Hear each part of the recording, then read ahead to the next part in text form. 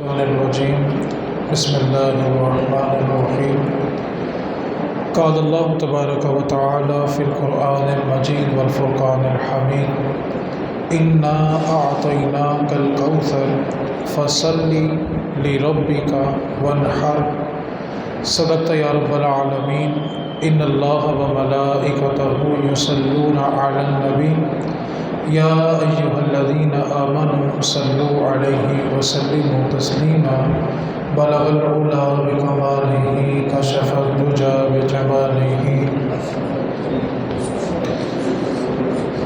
بلغ العلا بکمالہ کشف الدجی بجمالہ حسنت جمیع خصالہ۔ اللہ رب العزت نے سورۃ الکوثر کے اندر نبی پاک صلی اللہ علیہ وسلم سے خطاب کرتے ہوئے ارشاد فرمایا انا اعطیناک الکوثر، اے محبوب ہم نے آپ کو بہت ساری خوبیوں سے نوازا ہے۔ کوثر سے مراد بہت سارے مختلف معانی بیان کیے گئے ہیں، اس سے مراد حوض کوثر بھی لیا گیا ہے، اور حوض کوثر کے بارے میں رسول کریم صلی اللہ علیہ وسلم کا فرمان ہے جس وقت لوگ پل صراط کو پار کر کے نیچے اتریں گے تو ان کی پیاس کی شدت کا عالم یہ ہوگا، اگر 7 سمندروں کا پانی بھی ان کو دے دیا جائے تو ان کی پیاس ختم نہیں ہوگی۔ ہیبت، خوف اور پیاس کی شدت اتنی ہوگی، لیکن جو میرے حوض کوثر سے ایک پیالہ پیے گا اس کو کبھی دوبارہ پیاس ہی نہیں لگے گی۔ یعنی پیاس یہ ہے کہ 7 سمندروں کا پانی بھی اس کو ختم نہیں کر سکا، لیکن جو رسول کریم کے ہاتھوں سے کوثر کا ایک پیالہ لے گا اس کو دوبارہ پیاس نہیں لگے گی۔ آگے اللہ رب العزت نے ارشاد فرمایا فصلی، پس آپ نماز پڑھیں، لربک، اپنے رب کے لیے، وانحر، اور قربانی کریں۔ اس آیت مقدسہ میں سورہ کوثر کی جو آیت نمبر 2 ہے، اللہ رب العزت نے اپنے محبوب نبی پاک صلی اللہ علیہ وسلم کو 2 چیزوں کا حکم دیا ہے۔ پہلی چیز یہ ہے کہ فصلی، آپ نماز پڑھیں، لربک، اپنے رب کے لیے، اور دوسرا حکم دیا وانحر، اور قربانی کریں۔ اب اس آیت میں 2 عبادات کا حکم ہے اور ساتھ ایک چیز کا حکم ہے لربک، اپنے رب کے لیے، یعنی نماز پڑھو تو اپنے رب کے لیے۔ یہاں پر ایک بات تھوڑی سی قابل توجہ ہے، کچھ لوگوں کی عادت ہوتی ہے کہ جب وہ کسی کو دیکھتے ہیں کہ مجھے فلاں بندہ نماز پڑھتا ہوا دیکھ رہا ہے تو وہ اپنی نماز کو تھوڑا لمبا کر لیتے ہیں، اکیلے پڑھیں تو بڑی جلدی نماز پڑھتے ہیں۔ سوال یہ ہے کہ ایک بندہ جو ہے وہ 5 یا 6 سیکنڈ کا سجدہ کرتا ہے، یعنی اس کی طبیعت میں، اس کے معمول میں 5، 6، 7 سیکنڈ کا ایک سجدہ ہے، لیکن جب اس کو کوئی معتبر شخص دیکھ رہا ہو تو وہ سجدہ اگر 12 سیکنڈ کا کرتا ہے تو سوال یہ پیدا ہوتا ہے رب کے لیے سجدہ تو 6 سیکنڈ کا تھا، جو بقیہ 6 سیکنڈ اس نے سجدے میں سر رکھا ہے وہ کس کے لیے رکھا ہے؟ اور یہ شرک ہے۔ میرے نبی پاک صلی اللہ علیہ وسلم نے فرمایا کہ جو کسی کو دیکھ کر اپنی نماز کو طول دے، لمبا کرے، تو وہ شرک کر رہا ہے، کیونکہ اس کی عادت تو تھی 5، 6، 10 سیکنڈ کی، اور جب وہ کسی غیر اللہ کو دیکھ کے اپنے سجدے کو طول دے دے تو جو اس نے نماز کو لمبا کیا وہ کس کی خاطر تھا؟ سجدے کو لمبا کیا وہ کس کی خاطر تھا؟ وہ اللہ رب العزت کے لیے نہیں تھا، بلکہ وہ اس شخص کو دکھانے کے لیے تھا جو اس کو دیکھ رہا تھا۔ تو اللہ رب العزت نے پہلا حکم یہ دیا کہ تم نے جو نماز پڑھنی ہے وہ اپنے رب کے لیے پڑھنی ہے۔ دوسرا حکم یہ دیا کہ وانحر، اور تم قربانی کرو۔ قربانی بھی جو ہے وہ اللہ رب العزت کی ذات کے لیے ہے۔ قربانی کی چند اہم بنیادی باتیں جس کا سیکھنا ہر مسلمان پر واجب ہے۔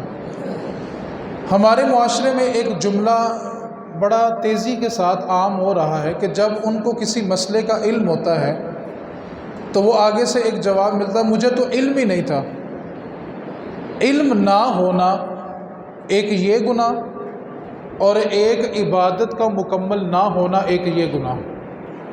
قیامت والے دن اللہ رب العزت کی بارگاہ میں کوئی بھی شخص یہ کہہ کر اپنی جان نہیں چھڑا سکتا کہ مجھے علم نہیں تھا، کیونکہ نبی پاک صلی اللہ علیہ وسلم نے پہلے فرما دیا کہ دین کا جو بنیادی علم ہے وہ ہر مسلمان مرد اور عورت کے لیے فرض ہے۔ تو قیامت والے دن اس بنیاد پر جان نہیں چھوٹے گی کہ کوئی یہ شخص کہہ دے کہ جی مجھے علم نہیں تھا۔ ایک علم نہ ہونے کا گناہ ہوگا اور ایک عبادت نہ کرنے کا گناہ، یہ دو گناہ اس کے نامہ اعمال میں تولے جائیں گے۔ آپ ان مسائل کو بڑی توجہ کے ساتھ سمجھیں، اور مجھے یقین ہے کہ جب گفتگو مکمل ہوگی تو بہت سارے لوگوں کا یہ سوال ہوگا کہ ہم نے تو اتنے سالوں سے یہ قربانی کی نہیں ہے، تو اب ہمارے لیے حکم کیا ہے؟ بڑی توجہ کے ساتھ ساری گفتگو کو سمجھنے کی کوشش کریں۔ اللہ تعالیٰ مجھے دین کا صحیح فہم بیان کرنے کی توفیق عطا فرمائے اور ہم سب کو اس پر عمل کی توفیق عطا فرمائے۔ قربانی بنیادی طور پر ہر اس مسلمان پر واجب ہے آج کے زمانے کے اندر، بالکل سادہ لفظوں میں جو 90,000 روپے کا مالک ہے اس پر قربانی واجب ہے۔ اب وہ 90,000 روپیہ کن کن چیزوں کو جمع کر کر ہم نے دیکھنا ہے کہ 90,000 بنتا ہے کہ نہیں بنتا۔ سب سے پہلی چیز، بندے کے پاس جو سونا ہے، گولڈ ہے، سونا نصاب نکالنے کا ایک آسان طریقہ سمجھ لیں۔ ایک کاپی لیں، ایک پینسل لیں، سب سے پہلے لکھیں آپ کے پاس گولڈ کتنا ہے، سونا کتنا ہے۔ اس کے بعد نیچے آپ لکھیں کہ آپ کے پاس چاندی کتنی ہے۔ اس کے نیچے آپ لکھیں کہ آپ کے پاس نقد رقم کتنی ہے، اور اس کے بعد آپ لکھیں جو مال تجارت، جو چیز آپ نے بیچنے کے لیے دکان پہ یا فیکٹری میں کہیں رکھی ہوئی ہے، وہ آپ کے پاس کتنی ہے۔ اس کے بعد جو جملہ ہے وہ سب کے لیے قابل توجہ ہے۔ ہر وہ چیز جو گھر میں استعمال کے علاوہ پڑی ہوئی ہے، اور فقہا نے تو یہاں تک بھی لکھا ہے کہ اگر ایک گھر میں 4 کمرے ہیں، 2 کمرے استعمال ہوتے ہیں اور 2 کمرے مسلسل بند پڑے رہتے ہیں، تو قربانی کے نصاب میں ان 2 کمروں کی قیمت بھی ڈالی جائے گی۔ ہر وہ چیز جو گھر میں استعمال کی نہیں ہے۔ ہاں، بعض اوقات ایسا ہوتا ہے کہ 2 بھائی ہیں، ایک بھائی باہر کے ملک میں رہتا ہے، ایک بھائی اسی ملک میں رہتا ہے، اور بھائی کا پورشن بند پڑا ہوا ہے، وہ آپ کا نہیں ہے، وہ بھائی کا ہے، اس کو آپ نے جمع نہیں کرنا۔ ہر وہ چیز جو گھر میں سال میں ایک مرتبہ بھی استعمال نہیں ہوئی، اگر وہ ضرورت کی ہوتی تو کم از کم سال میں 1 مرتبہ استعمال ضرور ہوتی۔ جو چیز پورا سال 1 مرتبہ بھی استعمال نہیں ہوئی وہ قربانی کے نصاب میں شامل ہوگی۔ مثال کے طور پہ گھر میں اگر 3 بہو ہیں، ان کا سامان 5 سال سے بند پڑا ہوا ہے، کبھی کھول کے دیکھا بھی نہیں ہے۔ اگر وہ ضرورت کا ہوتا تو کم از کم 5 سال میں 1 بار تو استعمال ہوتا۔ پتہ یہ چلا کہ وہ ضرورت کے علاوہ ہے، جو ضرورت کی چیزیں ہیں وہ قابل استعمال ہیں اور استعمال ہو رہی ہیں۔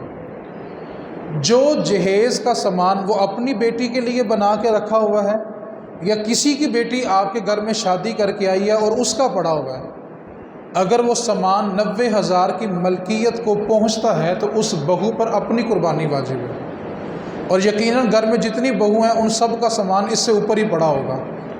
سوال یہ پیدا ہوتا ہے کہ جس کی شادی کو 10 سال ہو گئے، کیا 10 سال میں اس کی بیوی نے ایک بار بھی قربانی دی ہے؟ نہیں دی، تو اس کے لیے واجب ہے کہ وہ 10 سالوں کی قربانیاں پیش کرے۔ نہیں کرے گی تو قیامت والے دن پھنس جائے گی۔ یہ کہہ کر جان نہیں چھوٹے گی کہ مجھے تو علم ہی نہیں تھا۔ علم کیوں نہیں تھا؟ جب دین نے آپ پر علم حاصل کرنا فرض قرار دے دیا تو آپ اس بات کو کہہ کے تو جان چھڑا ہی نہیں سکتے کہ مجھے علم ہی نہیں تھا۔ آپ کے فرائض میں یہ بات شامل تھی کہ آپ نے دین کا بنیادی علم حاصل کرنا۔ تو ہر وہ بندہ یا بندی جو 90,000 کی ملکیت رکھتی ہے اس پر اپنی اپنی قربانی کرنا الگ الگ واجب ہے۔ اس بات کو تھوڑی سی توجہ کے ساتھ سمجھیں۔ آپ نے زندگی میں کبھی یہ سنا ہے کہ ابو نے گھر میں نماز پڑھ لی ہے تو باقی سب کی بھی ہو گئی ہے؟ بولیں تو صحیح ہے، بات سمجھ آ رہی کہ نہیں آ رہی؟ کبھی زندگی میں کسی سے سنا کہ ابو نماز پڑھ آئے ہیں تو ہم سب کی ہو گئی ہے؟ کبھی سنا ہے آپ نے؟ اچھا کبھی یہ سنا ہو کہ گھر میں ابو نے روزہ رکھ لیا تو ہم سب کا بھی ہو گیا؟ کیوں بھلا؟ نماز اپنی اپنی، روزہ اسی طرح، قربانی بھی اپنی اپنی، زکوٰۃ بھی اپنی اپنی۔ یہ نہیں ہے کہ گھر میں ابو نے ایک جانور ذبح کر دیا تو ہم سب کی جان چھوٹ گئی، ایسا نہیں ہے۔ جتنے افراد گھر میں صاحب نصاب ہیں، وہ ماں ہے، باپ ہے، بیٹا ہے، بہو ہے، بھائی ہے، بہن ہے، جتنے لوگ 90,000 روپے کے مالک ہیں، اور اس کے لیے سال گزرنا بھی شرط نہیں ہے، وہ زکوٰۃ کے لیے شرط ہے کہ پچھلے سال بھی 90,000 ہو اور اس سال بھی ہو تو پھر زکوٰۃ ہوگی۔ قربانی کے لیے یہ شرط ہے کہ عید کے 3 دن ہوتے ہیں، 10 ذی الحج، 11 اور 12۔ ان 3 دنوں میں، یعنی 10 ذی الحج عید والے دن جب سورج نکل آتا ہے، سورج نکلنے سے لے کے عید کے تیسرے دن سورج غروب ہونے سے پہلے تک، جیسے ہی وہ 90,000 کا مالک بنے گا ویسے ہی قربانی اس پہ واجب ہو جائے گی۔ اس کے لیے سال کا گزرنا شرط نہیں ہے۔ عید کے 3 دنوں میں جو 90,000 کا مالک ہے اس پہ قربانی کرنا واجب ہے۔ اب ہمارے ہاں کیا ہوتا ہے، ایک بکرا گھر میں لیا اور اس کو ذبح کر دیا گیا، اور ہمارے گھر کے اوپر لیبل لگ جاتا ہے جی اس گھر والوں نے قربانی کر دی ہے، حالانکہ اس گھر کے اندر 7-8 افراد صاحب نصاب ہوتے ہیں اور بکرا ایک ہی ذبح ہو رہا ہے۔ وہ ایک بکرا جس کے نام کا ذبح ہوا ہے بس اسی کا واجب ادا ہوا ہے، باقی جتنے افراد گھر میں صاحب نصاب ہیں انہوں نے اپنی اپنی قربانی الگ الگ دینی ہے۔ ہاں، اب بیٹی ہے یا بہو ہے وہ کماتے نہیں ہیں، والد یا شوہر اپنی طرف سے ایک حصہ ان کا بھی قربان کر دے تو ان کا واجب بھی ادا ہو جائے گا، ٹھیک ہے۔ اب اس سے اگلا مسئلہ جو ہمارے گھروں میں نسل در نسل چلتا آ رہا ہے اس کو تھوڑا توجہ کے ساتھ سمجھیں۔ ہم جس معاشرے میں رہتے ہیں ہمارے گھروں کا نظام کچھ اس طرح ہے کہ اگر 4 سے 5 بھائی کماتے ہیں تو وہ کمانے کے بعد سارا جو پیسہ ہوتا ہے وہ ماں یا باپ کے سپرد کر دیتے ہیں اور وہ سارا مہینہ گھر کا نظام چلاتے ہیں۔ اب جب عید قربان آتی ہے تو سارے بھائی 10-10 15-15 ہزار ملاتے ہیں اور ایک بکرا لے آتے ہیں، اور بکرا لا کے گھر میں ذبح کر دیا، اور سب بھائی یہ سمجھتے ہیں کہ ہم نے مل کے لیا ہے۔ آپ مجھے بتائیں بکرے میں کتنے حصے ہوتے ہیں؟ ایک حصہ۔ تو ایک حصہ کتنے بندوں کی طرف سے ہو سکتا ہے؟ ایک ہی بندے کی طرف سے ہوگا۔ اگر ایک حصے والے جانور میں ایک سے زیادہ لوگ شامل ہو گئے تو کسی کا بھی واجب ادا نہیں ہوگا۔ اگر آپ کے پاس الگ الگ جانور کی استطاعت نہیں ہے تو سب بھائی اپنا حصہ شامل کریں۔ ہمارے ذہنوں میں ایک بات بیٹھی ہوئی ہے کہ 15-15 ہزار باہر جو حصہ دینا ہے تو ہم 15-15 ہزار ڈال کے بکرا لے آتے ہیں، اور بھائی باہر جس جانور میں دے رہے ہو وہاں حصے 7 ہیں، اور جو جانور آپ ذبح کر رہے ہیں اس میں حصہ ہی ایک ہے، تو ایک حصے والا جو جانور ہے وہ کسی ایک کی طرف سے ہی واجب ادا کرے گا، 2 کی طرف سے یا 3 کی طرف سے وہ ادا نہیں کر سکتا۔ سب سے پہلے یہ بنیادی مسئلہ جو ہمارے معاشرے میں بڑی تیزی کے ساتھ پھیل رہا ہے کہ سب گھر والوں نے پیسے شامل کیے اور ایک بکرا لا کے جو ہی ہمارے گھر سے قربانی ہو گئی۔ کیا گھر سے ایک نماز پڑھو تو سب کی ہو جاتی ہے؟ روزہ ایک رکھو تو سب کا ہو گیا؟ اسی طرح قربانی بھی اپنی اپنی ادا کرنی پڑے گی۔ دوسری بات، ہمارے معاشرے کے اندر ایک اور غلط رسم چل پڑی، وہ یہ ہے کہ ایک بکرا ہوتا ہے اور کہتے ہیں جی پچھلے سال ابو کے نام کا کیا تھا، اس سال اب امی کے نام کا کرنا ہے، اگلے سال دادا جی کے نام کا، اگلے سال میرے نام کا، پھر بیوی کے نام کا، پھر بچے کے نام کا۔ گھر میں جس نے بکرا لیا تھا وہ خود صاحب نصاب ہے، یعنی اس کے اوپر اپنی قربانی واجب ہے۔ وہ شخص جب تک اپنا واجب ادا نہ کرے کسی اور کا نہیں کر سکتا۔ ہاں، وہ بکرا اس نے اپنے والد کی طرف سے کر دیا، اس کے والد کا تو واجب ادا ہو گیا، اس بندے پر اپنی طرف سے واجب ادا کرنا باقی ہے، اس کے لیے اب اس کو نیا جانور لینا پڑے گا۔ ہاں، جانور ہے 7 حصوں والا، اس میں سے 7 حصوں میں سے اس نے ایک حصہ اپنا واجب ادا کر لیا، اب 6 حصے وہ کسی کے نام کے بھی قربان کر سکتا ہے۔ شرط یہ ہے کہ پہلے وہ اپنا واجب ادا کرے۔ اور اگر اس نے 7 کے 7 حصے ہی کسی اور کے نام کے قربان کر دیے تو اب اس کے لیے لازم ہے کہ اپنا واجب ادا کرنے کے لیے نیا جانور لے کے آئے۔ جب تک اپنا واجب ادا نہیں کرے گا تب تک وہ کسی اور کا کرے تو ہو جائے گا اس کا، اس کے ذمے جو اس کا واجب تھا وہ ابھی تک باقی ہے، اس کے لیے اس کو نیا جانور لینا پڑے گا۔ تو خلاصہ کلام اس مسئلے کا یہ ہوگا کہ جب تک ہم اپنا واجب ادا نہ کریں، کسی اور کے نام کی قربانی نہ کریں، جو گزر گئے ہیں وہ ان کے لیے ایصال ثواب ہے، ان کے لیے واجب نہیں ہے، جبکہ آپ کے لیے جانور ذبح کرنا یہ واجب ہے۔ تو آپ اپنا واجب ادا کریں گے، اس کے بعد اگر جانور میں کوئی حصہ بچ گیا ہے تو پھر آپ کسی کے نام کا بھی کر دیں تو یہ جائز ہے۔ یہاں پر ضمناً ایک بات میں عقیدے کی بھی عرض کرنا چاہتا ہوں۔ لوگ کہتے ہیں جی مرے ہوئے کے نام کا جانور کیوں ذبح کرتے ہو؟ جیسے ہم اپنے بزرگوں کے نام کا کریں، نبی پاک صلی اللہ علیہ وسلم کے نام کا کریں، تو کہتے ہیں آپ یہ کیوں کرتے ہو؟ مرے ہوئے کو تو پہنچتے نہیں ہیں۔ آپ سب اس حدیث کو بڑی اچھی طرح جانتے ہیں اور آپ نے درجنوں مرتبہ سنی بھی ہوگی کہ رسول کریم صلی اللہ علیہ وسلم ہر سال 2 جانور ذبح کرتے تھے، حالانکہ نبی پاک صلی اللہ علیہ وسلم پہ قربانی واجب نہیں تھی کیونکہ آپ صاحب نصاب نہیں تھے۔ نبی پاک نے مولا علی کو وصیت کی تھی کہ ہر سال 2 قربانیاں کرنا۔ مولا علی رضی اللہ تعالیٰ عنہ صاحب نصاب نہیں تھے۔ جس گھر میں 3 دن کے فاقے ہوتے ہوں وہاں نصاب کہاں پورا ہوتا ہوگا؟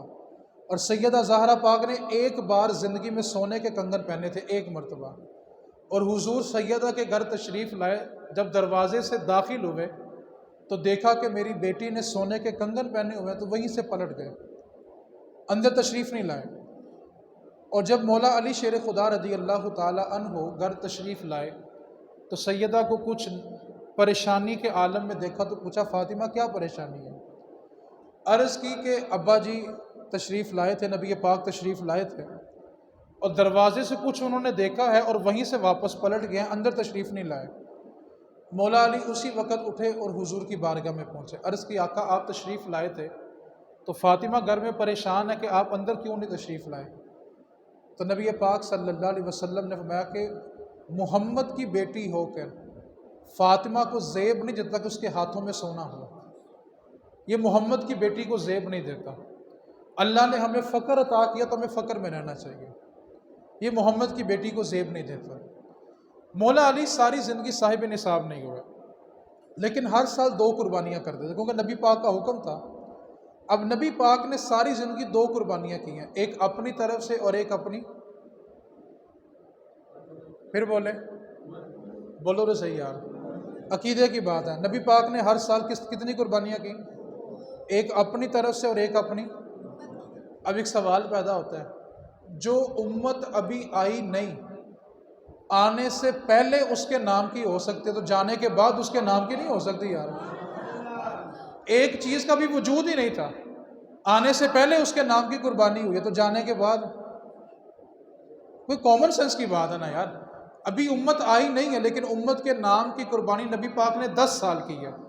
حضور 10 سال مدینے میں رہے ہیں اور آپ نے 10 کے 10 سال 2 جانور ذبح کیے ہیں، اور مولا علی جب تک حیات رہے آپ نے 2 جانور ذبح کیے ہیں، ایک اپنی طرف سے اور ایک حضور کی امت کی طرف سے۔ تو اس واسطے آپ اپنے فوت شدگان کے لیے جو قربانی کرتے ہیں وہ ایصال ثواب ہے، لیکن پہلے آپ کو اپنا واجب ادا کرنا پڑے گا۔ 3 باتیں میں نے گوشت گزار کی ہیں، اس کو میں دہرا لیتا ہوں پھر آگے چلتا ہوں۔ نمبر 1، کتنے پیسے ہوں تو قربانی واجب ہے؟ پھر بولیں۔ اس میں کیا کیا چیزیں شامل ہیں؟ سونا، چاندی، نقد رقم، مال تجارت، اور وہ ہر چیز جو گھر میں سال میں 1 مرتبہ بھی استعمال نہ ہو، وہ اس کو شامل کر کے ساری چیزوں کو جمع کریں، 90,000 بنتا ہے تو قربانی واجب ہے، نہیں بنتا تو قربانی واجب نہیں ہے۔ آج 1 تولہ سونا ہو اور 10,000 کیش ہو تو قربانی پھر واجب ہو جاتی ہے، ٹھیک ہے؟ تو 90,000 روپے کا جو مالک ہے اس پہ قربانی کرنا واجب ہے۔ نمبر 2، ایک حصے والے جانور میں صرف ایک بندہ شریک ہوگا، 2 ہوں گے تو کسی ایک کا واجب بھی ادا۔ تیسری بات، جس کے اوپر اپنا واجب لازم ہے پہلے وہ اپنا واجب ادا کرے گا، بعد میں کسی اور کے نام کا کرے گا۔ اگر اس نے کسی اور کے نام کا کر دیا تو اس کو اپنا واجب ادا کرنے کے لیے پھر سے جانور لینا پڑے گا یا کسی جانور میں حصہ شامل کرنا پڑے گا۔ اس کے بعد اس سے اگلا مسئلہ، ہمارے گھروں میں جو جانور ذبح ہوتے ہیں بعض اوقات ہم اس میں بچوں کا عقیقہ بھی کر لیتے ہیں۔ اب بڑے جانور میں 7 حصے ہوتے ہیں، اگر گھر کے 4 افراد پر قربانی واجب تھی، 4 حصے ان کے ہو گئے، باقی جو 3 حصے بچ گئے ہیں وہ آپ کسی کے نام کے بھی کر سکتے ہیں، اس میں بچوں کا عقیقہ بھی کر سکتے ہیں، ٹھیک ہے۔ قربانی جو واجب ہے وہ ادا کرنے کے بعد اگر کوئی حصہ بچ جائے تو اس میں آپ بچوں کا عقیقہ بھی کر سکتے ہیں۔ ابھی کل کی بات ہے، ایک بندے کا فون آیا تھا، وہ پوچھ رہا تھا کہ میں نے ایک بچہ لیا ہے، اب میں نے وہ قربانی بھی کرنی ہے، بچوں کا عقیقہ بھی کرنا اور میرا ولیمہ بھی ہے، وہی پکا لوں؟ ٹھیک ہے، سوال سمجھ آئی کہ نہیں آئی؟ کیا کرنا ہے؟ قربانی بھی کرنی ہے بچوں کا، اور عید کے 2 دن بعد میرا ولیمہ ہے، تو میں ولیمے پہ پھر تو بالکل کر سکتے ہیں، ٹھیک ہے۔ جانور میں 7 حصے ہیں، ایک اس نے اپنا واجب ادا کر لیا، ایک اس نے اپنے بھتیجے اور بھتیجیوں کا عقیقہ کر لیا، اب قربانی بھی ہو گئی، عقیقہ بھی ہوگا، اس کا گوشت فریز کر لیا اور ولیمے والے دن پکا کے سارے ولیمے کو قربانی کا گوشت کھلاتا، تو یہ جائز ہے، ٹھیک ہے۔ اب اس کے اگلا جو مسئلہ ہے وہ نہایت توجہ طلب مسئلہ ہے، اور اس میں اکثر لوگ غلطی کر جاتے ہیں۔ گائے میں اور اونٹ میں کتنے حصے ہوتے ہیں؟ 7 حصے۔ اب گھر میں 3 بھائی ہیں، وہ کہتے ہیں جی ہم 3 بھائی مل کے ایک وچھا لے آتے ہیں، اب وچھا آیا ہے 90,000 کا، تو ایک بھائی کو کتنا پیسہ دینا پڑے گا؟ سب نے غلط بتایا۔ پھر سوال دہرا رہا ہوں، بڑی توجہ سمجھیں، یہاں پہ اکثر لوگ غلطی کر رہے ہیں۔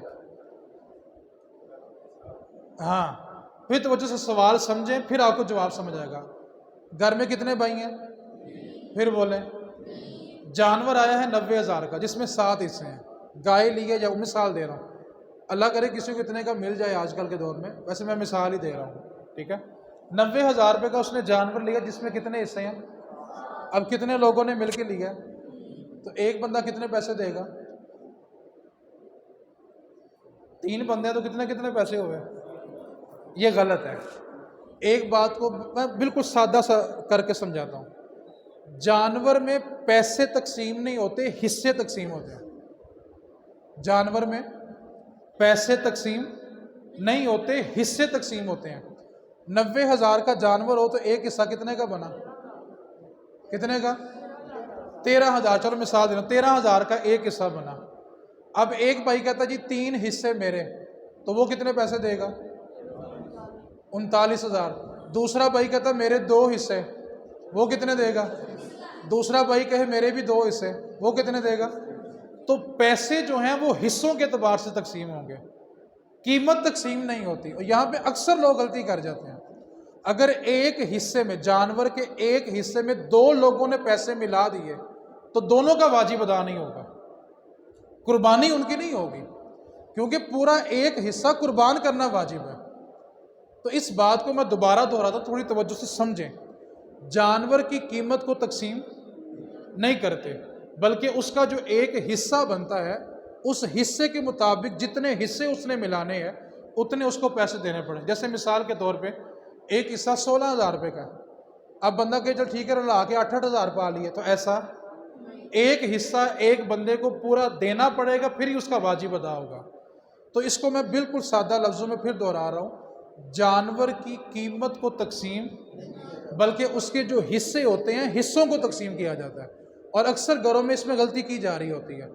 بھائی مل کے لے آتے ہیں، کنے پیسے جی 20,000 آیا، دیو سارے 20,000، ٹھیک ہے، ایک تو حصہ پورا ہو گیا، تو باقی جو ایک رہ گیا، ٹھیک ہے، وہ نفلی صدقہ تو ہوگا، کسی کا واجب ادا نہیں ہوگا۔ کیوں؟ واجب ادا کرنے کے لیے ایک حصہ قربان کرنا یہ واجب ہوتا ہے۔ بات سمجھ آ گئی کہ نہیں آ گئی؟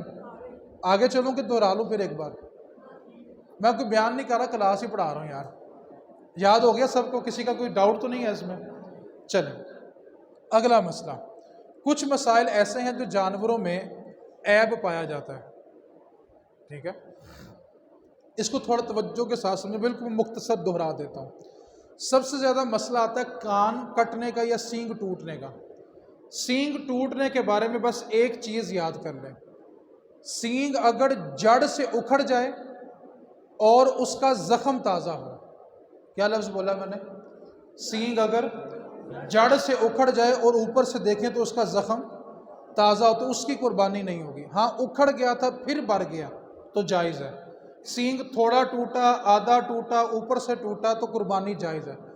جب تک سینگ جڑ سے نہ اکھڑ جائے اور اس کا زخم تازہ نہ ہو تب تک اس کی قربانی جائز ہے. سینگ اگر جڑ سے نکل گیا ہے اور زخم اس کا تازہ ہے تو پھر اس کی قربانی. سینگ کے بارے میں کیا مسئلہ ہے؟ سینگ اگر اور زخم اس کا زخم تھا لیکن بڑھ گیا، مرم پٹی کی، ٹھیک ہو گیا تو قربانی بالکل جائز ہے. اگر آپ منڈی میں جائیں ایک سینگ پورا ہو ایک آدھا ہو تو فون تو نہیں کرو گے؟ کریں گے جی. تو پھر سیکھیا کیجئے. کیا مسئلہ بتایا کہ سینگ اگر اس کا جڑ سے نکلا تو پھر قربانی جائز. اور کب بلا؟ جب تک اس کا زخم تازہ. اگر زخم اس کا بڑھ گیا ہوا تو قربانی بالکل جائز ہے. ٹھیک ہے. دوسرا مسئلہ چل رہا ہے کان کو وہ نا ایک چیرا دے رہتے ہیں نشانی لگانے کے لیے، کوئی سوراخ کر لیتا ہے، کوئی چیرا لگا لیتا ہے. آپ میری طرف دیکھیں، اس کے اگر ہم 3 حصے کریں تو ایسے بنتے ہیں، ایک حصہ اوپر والا، ایک درمیان والا اور ایک نیچے والا. اگر اس کا کان تیسرا حصہ یا اس سے زیادہ کٹا ہو تو پھر جائز نہیں ہے. کیا کہا میں نے؟ یہ کتنے حصے ہیں؟ ایک اس انگلی سے اوپر والا، ایک دونوں انگلیوں کے درمیان اور ایک اس کے تیسرا حصہ یا اس سے زیادہ کان کٹا ہو تو قربانی جائز. اس سے کم ہے تو جائز ہے. یعنی آپ دوسرا کان دیکھ لیں جتنا ہے اس کو ناپ کے ادھر سے ناپ لیں. اگر تیسرا حصہ یا اس سے زیادہ کٹا ہوا تو پھر قربانی جائز. اور اگر تیسرے حصے سے بالکل چھوٹا سا نیچے ٹک لگا ہو تو قربانی جائز ہے. اور بعض اوقات وہ کان میں اوپر سے لے کے پورا نیچے تک چیرا ہوتا ہے، کان 2 حصوں میں بٹا ہوتا ہے، اس کی قربانی جائز نہیں ہے. ٹھیک ہے. کان کتنا کٹا ہو؟ تیسرا حصہ یا اس سے زیادہ تو پھر قربانی جائز ہے. تیسرے حصے سے کم کٹا تو جائز ہے. پھر دوہرا رہا ہوں، کان اگر تیسرا حصہ یا اس سے زیادہ کٹ جائے تو قربانی جائز، تیسرے حصے سے کم ہو تو. یہی مسئلہ دم کا ہے. دم بھی اگر تیسرے حصے سے کم ہے تو جائز ہے، تیسرا حصہ یا اس سے زائد کٹ گئی ہوئی ہے تو پھر اس کی قربانی جائز نہیں ہے. اس کے بعد آج کل جو ایک اکثر مسئلہ آ رہا ہے کہ جی جانور کا خصیہ ایک ہوتا ہے، اس کو آپ کپورے کہتے ہیں، کپورا ہی ایک ہے تو اس کی قربانی جائز ہے. کسی کا قدرتی طور پہ کپورا خصیہ ایک ہی ہے تو اس کی قربانی جائز ہوتی ہے. کسی جانور کا اب بعض کا منڈی میں جا کے آج کل جو سب سے زیادہ فون آ رہے ہیں وہ اس مسئلے پہ آ رہے ہیں کہ جانور کی عمر تو پوری ہے لیکن دوندا نہیں ہوا.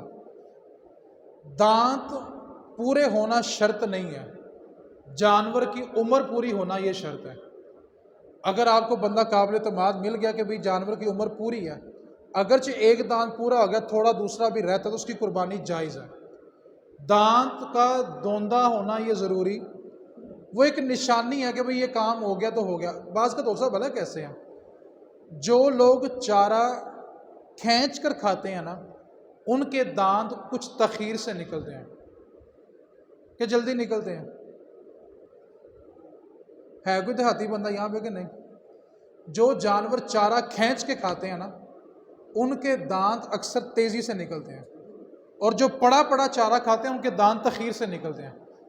سادہ جنہوں پکی پکائی ملے اور چھیتی وڈا ہوندا ہوں یاد رہے گا، جنہوں پکی پکائی ملتی رہے وڈا ہوندا، جنہوں کر کے کھانی پوے اور چھیتی عمر جائے. بس یہ سمجھ نشانی یاد رکھنی ہے، جنہوں پکی پکائی لبے چھیتی وڈا نہیں ہوتا. یہ مرض جو ہے نا دانتوں کا نہ نکلنے والا، آج کل فارمی جانور آتے ہیں اس لیے وہ پکی پکائی لب دی ہے تو اس لیے جلدی دانت ان کے نکلتے نہیں ہیں. اگر اس کی عمر پوری ہے تو قربانی کرنا جائز ہے. بکرا 1 سال کا، گائے اور اونٹ 5 سال کا. دمبا اگر 1 سال والے کے ساتھ کھڑا کریں، ہے 6 مہینے کا لیکن لگتا سال کا، تو دمبا 6 ماہ کا بھی جائز ہوتا ہے اگر وہ دیکھنے میں سال کے برابر ہو. ٹھیک ہے. کان کتنا کٹا ہو تو قربانی جائز ہے؟ تیسرے حصے سے. دم کتنی کٹی ہو؟ تیسرے حصے سے کم. دانت اگر دوندا نہیں بھی ہوا، عمر پوری ہے تو قربانی. اب دانت ٹوٹ گئے، اتنے دانت ہیں کہ وہ چارہ چبا کر کھا سکتا ہے، یعنی صرف زبان پھیر کے نہیں کھاتا بلکہ چبا کے کھاتا، تو پھر اس کی قربانی جائز ہے۔ اور دانت ٹوٹ گئے ہیں یا اتنے گھس گئے ہیں کہ وہ چارہ بھی نہیں چبا سکتا، پھر اس کی قربانی جائز نہیں ہے۔ اتنے دانت سلامت ہیں کہ وہ چارہ چبا کر کھاتا ہے، تو پھر اس کی قربانی کرنا جائز ہے۔ آخری دو باتیں، اس کے بعد میں مسائل، آپ کے لوگوں کا مسائل بہت طویل ہیں، ایک مسئلہ بیان کرتا ہوں جو سب سے اہم ہے، اس کے بعد میں کچھ باتیں کرنا چاہتا ہوں۔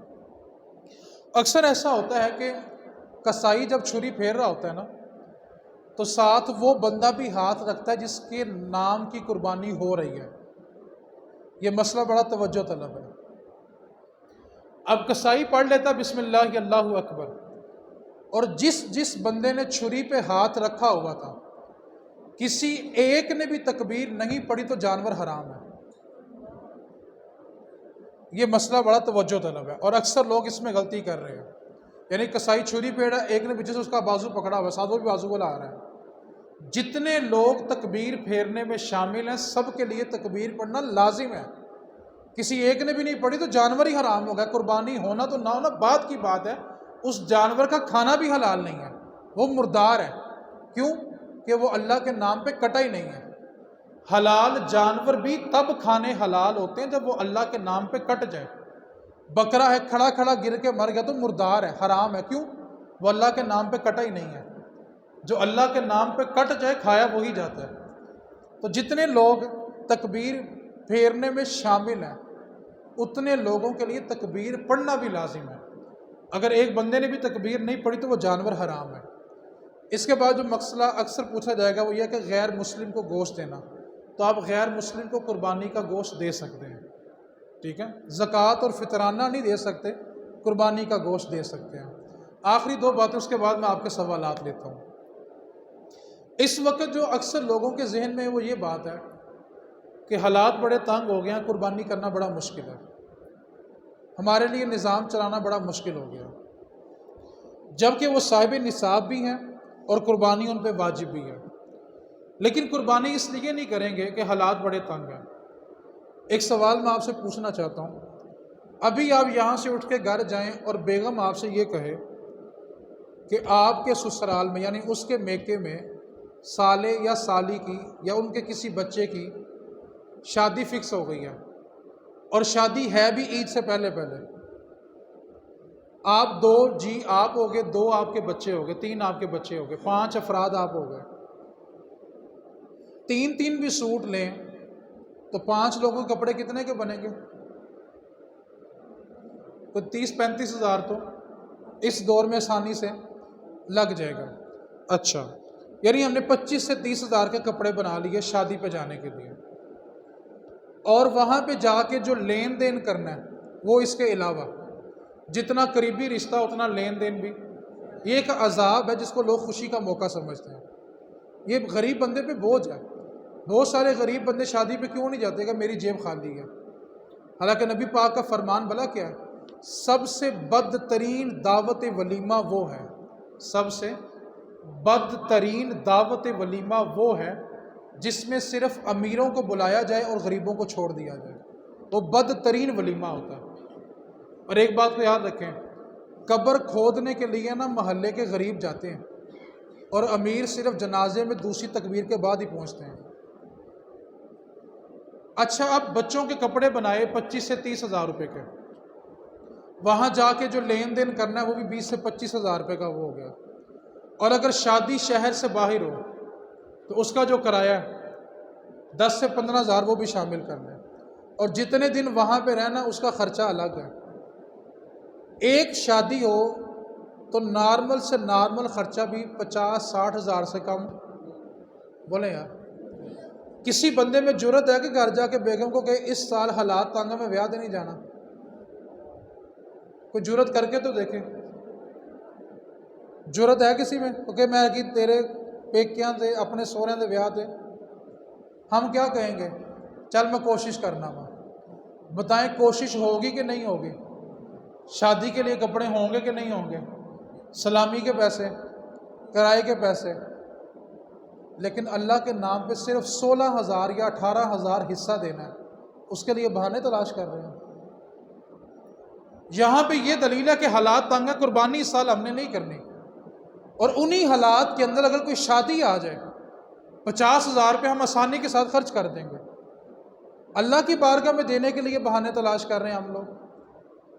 ایک نارمل طبقہ، جو بالکل نارمل طبقہ ہے نا، جس گھر میں صرف 5 سے 6 افراد رہتے ہیں، صرف 5 افراد، ان کے گھر کا خرچہ ایک مہینے کا اس دور میں 40 سے 50,000 روپے بالکل نارمل خرچہ ہے۔ بل ڈال لیں اور راشن ڈال لیں اور بچوں کا سکول کالج ڈال لیں، 50 سے 60,000 روپے بالکل نارمل جو طبقہ نا اس کا خرچہ ہے۔ بتائیں ہر سال ہر مہینے 50,000 خرچہ کرتے ہیں کہ نہیں کرتے؟ سال کا کتنا ہو گیا بولا؟ 6 لاکھ روپیہ۔ سارا سال 6 لاکھ روپیہ خرچ کر لیا، اور سال کے بعد ایک دن 16,000 روپے حصہ ڈالنا ہے، اور اس کے لیے یہ کہہ دیا میرے حالات ٹھیک نہیں ہیں۔ خدا کی قسم پہ ٹھیک ہوتے بھی نہیں ہیں۔ آپ سے میرا ایک سوال ہے، اللہ نہ کرے کسی دشمن پہ بھی ایسا وقت آئے، کسی کے بچے نے کوئی بری حرکت کر دی اور پولیس والے اس کو پکڑ کے لے گئے ہیں، ایس ایچ او کہتا ہے کہ 20,000 ورنہ پرچہ کاٹنے لگا۔ آپ مجھے بتائیں کتنے منٹوں میں 20,000 رینج ہوگا؟ آپ کو کچھ بیچنا بھی پڑا تو آپ کیا کریں گے کہ یار میرے بچے کی زندگی کا سوال ہے، میرے بچے کی، میری خاندان کی عزت کا سوال ہے، آپ پرچہ ہونے دیں گے؟ 20,000 دے کے جان چھڑائیں گے کہ نہیں چھڑائیں گے؟ اور اللہ نے سال بعد کہا ہے کہ ایک حصہ قربانی کرو، اس کے لیے بہانے تلاش کر رہے ہیں۔ اللہ نہ کرے کسی پہ کوئی بیماری آ گئی ہے، ڈاکٹر کہے کہ ابھی 50,000 دو آپریشن کروں گا، بتائیں 50,000 کتنی دیر میں ارینج کریں گے؟ آپ کہو کہ یار اس کی زندگی سے بڑھ کے میرے لیے کچھ نہیں ہے، آپ کو جو بیچنا پڑا وہ بھی بیچ دیں گے، لیکن اس کے علاج کے لیے پیسہ جمع کریں گے۔ اور اللہ کی راہ میں دینے کے لیے حالات تنگ ہو گئے ہیں۔ ایک بات کو دل میں جگہ دیں، توفیق بھلا کس کو نہیں ملتی؟ جس کا مال اس کو قبول نہیں ہے۔ جب اللہ کی بارگاہ میں بندے کا مال قبول ہو تو توفیق خود بخود مل جاتی ہے، اور جس کا مال اس کی بارگاہ میں قبول نہیں ہے نا، اور ایک بات کو اور یاد رکھیں، جس کا مال اس کے رستے میں خرچ نہیں نہ ہوتا، پھر وہ دنیا کے ہر رستے میں خرچ ہوتا ہے، کبھی پرچوں میں، کبھی دوائیوں میں، کبھی آپریشن میں، کبھی پریشانیوں میں، مصیبتوں میں، بچوں کے اوپر خرچ ہوتا رہے گا، اللہ کی بارگاہ میں خرچ نہیں ہوگا۔ اور میرے نبی پاک کا فرمان ہے، اللہ تعالیٰ کس بندے پہ خرچ کرتا ہے؟ میرے نبی پاک نے فرمایا جو لوگوں پہ خرچ کرتا ہے اللہ تعالیٰ اس بندے پہ خرچ کرتا ہے، اور جو بندوں سے ہاتھ روک لیتا ہے اللہ تعالیٰ اس بندے سے ہاتھ روک لیتا ہے۔ تو اس لیے اگر آپ کو شادی آ جائے، کوئی پریشانی آ جائے، کوئی مصیبت آ جائے، تو آپ کا جہاں تک بس چلے گا آپ چیزیں بیچ کے اس کو پورا، اور اگر قربانی کرنی ہو تو حالات تنگ ہو گئے۔ بچی کی یا بچے کی شادی کی یا 10-12 لاکھ روپیہ لگا کے قربانی کیوں نہیں؟ یار تینوں کی دساں یار، بچے کی شادی کی تھی 10 لاکھ روپے لگ گیا۔ بچے کی یا بچی کی شادی پہ 10 لاکھ روپیہ آپ سے شریعت کا مطالبہ نہیں تھا۔ شریعت نے آپ کو حکم نہیں دیا تھا کہ آپ 2.5 لاکھ کا کھانا پکا کے 300 بندوں کے ولیمے کی یا برات کی روٹی کریں۔ وہاں تو آپ کے لیے 100 بہانے تھے کہ نہیں خاندان سے عزت چلی جانی ہے، اور اگر اللہ کی بارگاہ سے عزت چلے گی تو قربانی نہیں کی۔ کیوں جی؟ بچے کی شادی کی ہے، بیٹی کی شادی کی ہے، وہاں 10-12 لاکھ خرچ کر لیا ہے، اور 16,000 18,000 20,000 جانور مثلا میں لانا ہے، اس کے لیے ہم دلائل تلاش کر رہے ہیں۔ تو ایک بات کو یاد رکھیں، جب تک اللہ کی بارگاہ میں بندے کا مال قبول نہ ہو اس کی جیب سے نکلتے نہیں ہیں۔ اس واسطے اس کی بارگاہ میں دینے کے لیے بہانے تلاش نہ کریں۔ جو رب دینے پہ قادر ہے نا، وہ راتوں رات لینے پہ بھی قادر ہے۔ لوگ رات کو وزیر اعظم ہوتے ہیں، صبح جیل میں ہوتے ہیں، رات کو لوگ فقیر ہوتے ہیں، صبح بادشاہ ہوتے ہیں، صبح کو بادشاہ رات کو فقیر بھی ہوتے ہیں۔ وہ ایک بندہ تھا نا، وہ میاں بیوی بیٹھ کے کھانا کھا رہے تھے، دروازے پہ دستک ہوئی تو ایک فقیر مانگنے آیا۔ اب بیوی نے جا کے جب اس کو خیرات دینے کی کوشش کی تو بیوی فقیر کو دیکھ کے بے ہوش ہو گئی۔ جب اس کو ہوش آیا تو اس کے شوہر نے کہا تمہیں کیا ہوا، تم فقیر کو دیکھ کے بے ہوش ہو گئی؟ اس نے بتایا کہ یہ جو فقیر ہے نا مانگنے والا، یہ میرا سابقہ شوہر ہے، اسی طرح ہم میاں بیوی بیٹھ کر کھانا کھا رہے تھے، دروازے پہ دستک ہوئی تھی، ایک فقیر آیا تھا، اس نے اللہ کے نام پر بھیک مانگی تو اس نے اس کو دھکا دے دیا تھا اور کہا تھا چلا دفع ہو جائے، کیا ڈرامے بازی لگائی ہوئی ہے، اس نے اس کو دھکا دیا تھا اور میں بے ہوش اس لیے ہوگی کہ آج کیا نوبت ہے۔ اس نے جب فقیر کو دھکا دیا، آہستہ آہستہ اس کا مالی نقصان شروع ہوا، پھر اس کی اور میری طلاق ہو گئی اور آج میں تیری بیوی ہوں۔ میں سوچ یہ رہی تھی کہ اس نے ایک فقیر کو دھکا دیا اور آج یہ خود در بدر کی ٹھوکریں مانگ رہا، بھیک مانگ رہا ہے۔ تو جو اس کا شوہر تھا نا دوسرا، وہ کہنے لگا تمہیں اس سے بھی زیادہ تعجب کی بات نہ بتاؤں، جس فقیر کو اس نے دھکا مارا وہ میں ہی تھا۔ کل میں اس کے دروازے پہ تھا، آج یہ میرے دروازے پہ ہے۔ تو جو رب دینا جانتا ہے وہ لینا بھی جانتا ہے، اس واسطے اس کے بارگاہ میں دینے کے لیے بہانے تلاش نہ کرے۔ آخری جملہ، ابھی لوگ جانور لیں گے نا تو رستے بند کر لیں گے، چارپائی لگا کے، سیڑھی لگا کے، موٹر سائیکلیں لگا کے۔ جس دین کو آپ اور میں ماننے والے ہیں نا، اس دین میں راستہ روک کر نماز جنازہ پڑھنا بھی جائز نہیں ہے۔ آپ چلتا راستہ روک کے جنازہ نہیں پڑھ سکتے۔ ہاں، پورے شہر میں کہیں جگہ نہیں مل رہی، مجبوری بن گئے، تو آپ وقتی طور پر روک کے جنازہ پڑھ لیں۔ یہ کب ہے؟ جب کوئی اور جگہ نہ ہو، تب آپ راستہ روک کے جنازہ پڑھ سکتے ہیں، ورنہ آپ چلتا راستہ روک کے نماز جنازہ نہیں پڑھ سکتے۔ چلتا راستہ روک کے آپ محفل میلاد نہیں کر سکتے جب تک کہ اس کا متبادل راستہ نہ ہو۔ آپ اور میں اس دین کو ماننے والے ہیں۔ اچھا، اب جانور لے لیا، سیڑھی لگا لی، چارپائی لگا لی، موٹر سائیکلیں لگا کے رستہ بند کر دیا۔ اب غریب بندہ اس نے اپنے گھر جانا ہے، اتوں آؤ، پرلی گلی چ آؤ۔ ہم کون ہیں رستہ روکنے والے؟ رسول کریم صلی اللہ علیہ وسلم رستے سے گزرے، چند صحابہ رستے کے درمیان کھڑے تھے، صحابہ نے حضور کو سلام کیا، حضور نے جواب ہی نہیں دیا۔ مسجد نبوی میں تشریف لے گئے، صحابہ پیچھے پیچھے، آقا آپ ہم سے ناراض ہیں؟ میرے نبی پاک نے تمہیں کس نے حق دیا تھا کہ تم رستہ روک کے کھڑے ہوتے ہو؟ تم نے رستے کا حق ادا کیا۔ عرض کیا آقا رستے کا حق کیا ہے؟ فرمایا سب سے پہلی بات، جب رستے میں کھڑے ہو تو گزرنے والے کو اذیت نہ ہو، تمہاری نگاہیں نیچی ہوں۔ آپ مجھے بتائیں، جتنے لڑکے جانور کے سرانے موبائل لے کے بیٹھے ہوتے ہیں، وہاں سے خواتین سکون سے گزر جاتی ہیں۔ اچھا، قربانی باندھی ہوئی ہے، قربانی ایک عبادت ہے، حفاظت ایک عبادت کی کر رہے ہیں، اور ساری رات بیٹھ کے ٹک ٹاک دیکھ رہے ہوتے ہیں۔ 10 کی 10 راتیں ناچ گانا دے کے، چوری پھیر کے باربیکیو کر لو، یہ قربانی ہے؟ گزرنے والوں کو الگ اذیت، بیٹھنے سے ساری رات شور ہوگا، سونے والوں کو الگ اذیت، تو راستہ روکنے کی کسی کو اجازت؟ اچھا، وہاں پہ جانور نے گندگی کر دی، ہلکا سا وائپر مارا، باقی ساری گلی گندی ہے، وہ کس نے صاف کرنی ہے؟ پاکستان کس کا ہے؟ سب کا پاکستان ہے۔ راستہ کس کا ہے؟ آپ نے صاف نہیں کیا، وہاں سے چھینٹے کسی نمازی کے کپڑے پہ پڑ گئے، اس کو پتہ ہی نہیں چلا، اس کی نماز نہیں ہوئی، کون ذمہ دار ہے؟ تو اس واسطے ان چیزوں کا خیال کریں اور اللہ کی بارگاہ میں دینے کے لیے بہانے تلاش نہ کریں۔ اللہ کریم کی بارگاہ میں دعا کریں، اللہ تعالی ہم سب کو سمجھ کی توفیق عطا فرمائے۔ کسی بھائی کا کوئی سوال ہو تو سوال پوچھ سکتے ہیں۔